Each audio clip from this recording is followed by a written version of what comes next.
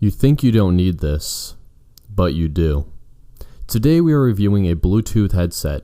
GearBest.com has sent me over another item to test and review. GearBest.com offers a wide selection of affordable items. It's kind of like a cheaper version of Amazon. If you want to check them out, there'll be a link in the description. So GearBest.com has sent me the Bluetooth headset to review. This is called the BT-S2 headset. First off, you guys need a headset. If you ride in groups at all, buy a headset. Buy a Sena. Wait, well, let's hold off on that for now until the end of this review, because although Sena is the top dog, it is a very, very pricey piece of equipment, so maybe there are some better alternatives. This is where the BT-S2 comes into frame.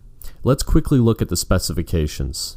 It uses a 3.0 EDR version of Bluetooth. It can connect to your cell phone for a max distance of up to 10 meters. You also have bike-to-bike intercom, which it does say it's for two separate bikes up to 1,000 meters, but on the box it shows 3 helmets, so I'm not exactly sure what the right answer is. I'm just going to say it's 2 though. It has 10 hours of talk time on a cell phone or 6 hours when using the intercom.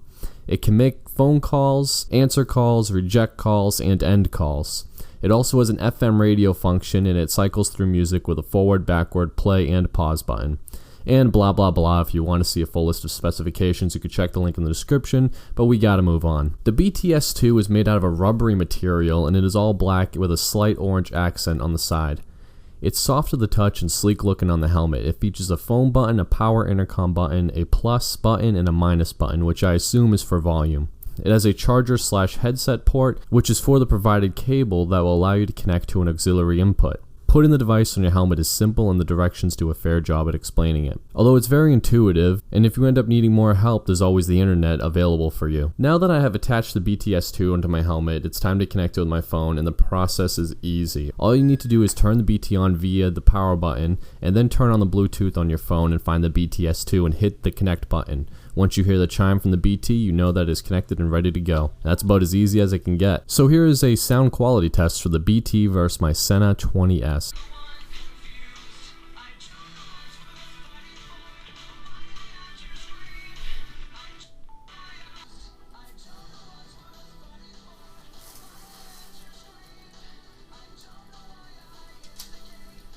Okay, so the BT-S2 didn't do so well compared to my Sena, which is to be expected. But I used to have a Sena SMH10, and I do remember that was pretty quiet. Unfortunately, I don't have it to compare, but I bet the sound volume is very similar from the BT-S2 to the SMH10. I will have to give the BT a thumbs up for the sound quality, as even on the bike I can hear the music just fine. Now, I have been comparing the S2 to the Sena 20S, and I just want to talk a minute about the price. The 20S comes in at $269. It is nearly double the price of the S2. Oh, wait. Hold on. I'm sorry. That's embarrassing. I really am sorry about this. But it is not half the price of the 20S. Because half the price of a 20S, which means that the S2 would cost $135, which is just not true. It actually costs just $50. That is less than 20% of the total cost of the 20S and less than a third of the cost of the SMH10. That's unbelievable. Oh, wait a second. Oh, God. I'm sorry, guys. I gotta get my stuff together here. It's not $50. You guys aren't gonna believe it, but they are giving this thing away at a price point of just $34.45 as of today. That is insane. You are getting so much for your money. The profit margins on this are probably like nilch. I can't believe it, honestly. I really can't. So let's move on to the pros and cons. And let's start with the pros. The pros, let's talk about the first pro being the cost. Less than $35 for this? I'm sorry, guys, but it's a steal. It is a steal. I feel like I overpaid so much for my Sena. Wow. Not only is it cheap, but it has a very nice, sleek design. I'm not crazy about the orange, but I do like how small and discreet the device is. It's a lot more discreet than the Sena, and I don't know, it looks pretty cool. It looks very stealthy. I like it. It's simple to use, and I love the plus and minus buttons, which allow you to change songs, which is amazing. I absolutely hate having to change songs on the Sena, because half the time, in order to change songs, you got to press the button and tell it, hey, next song. And half the time when you're on the highway and the wind's blowing in the helmet, the Senna doesn't recognize what you're trying to say to it, and it says, sorry, repeat it, and then it ends up pausing the music, and it's just a pain in the butt. I really don't like how that system is, but this one's so easy. Just hit a plus or minus, go next song, back to the other song. So now we're going to go into some of the cons, and the biggest con with this device is the voice quality. I tested out the voice quality with a phone call, and during the phone call my voice was crackling and it was lagging and it just didn't sound very good. The unit is also not easily detached from the helmet. Unlike the Senna 20S, which has a quick release, this does not. You have to remove the headset to use the same port to charge it, which in my opinion is a little ridiculous. They should have just added another port.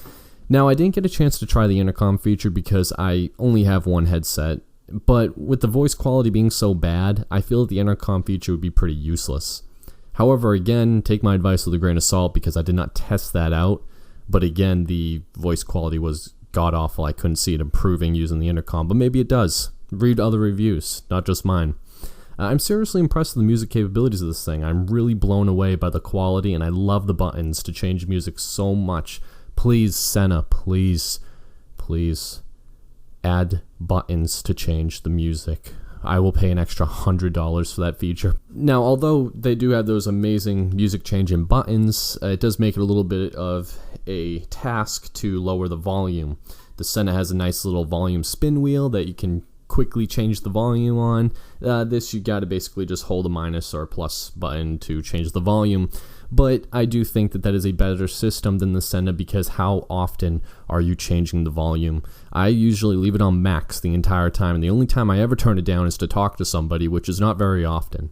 So here's my final verdict. If you want a Bluetooth communication device to talk to your buddies on group rides and make phone calls, then go with the Senna. However, if you are a hermit who just likes to ride solo and maybe listen to some music, answer the occasional phone call for a couple seconds, and you want to save a ton of money, then look no further as the BT-S2 is definitely the go-to choice. I hope you all enjoyed this video. Please leave a like if you enjoyed it. Thanks everyone for your support. I'll see you all in the next one. Take care and bye-bye.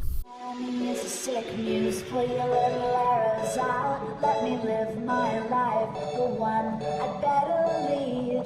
All the blondes of fantasies, and we looked at them 11 ways. You said, look at me, I looked away.